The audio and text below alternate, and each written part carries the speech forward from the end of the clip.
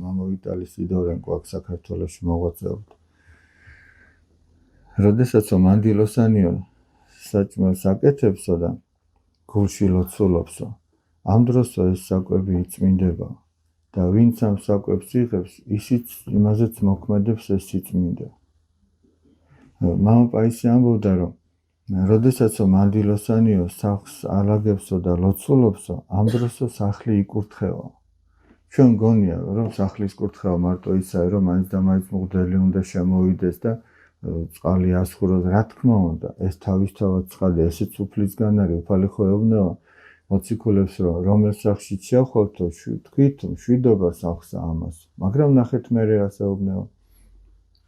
თუ იქნებაო იქო ძე მშვიდობისაო, მაშინ დარჩება თქვენი მშვიდობა იქო. ანუ ძე მშვიდობისა ვინ არის? ადამიანი, რომელიც დაიტევს აი ამ მადლს, რასაც იქ მღვდელი მიიტანს. მაგრამ თუ იქ არ იქნებაო ესეთიო, რომ წამოხვალთო, უკან გამოგვყვებათ ეს მადლი. როდესაც ადამიანი მიდის, მღვდელი მიდის ამოთუ იმ სახლში და ადამიანები დაუშვათ რაღაცა აი უღმერთოდ ცხოვრობენ. და თუ იმ კურთხევის შემდეგაც უღმერთოდ გააგრძელებენ ცხოვრებას, მაშინ გინდა ყოფილა ის და გინდა არა.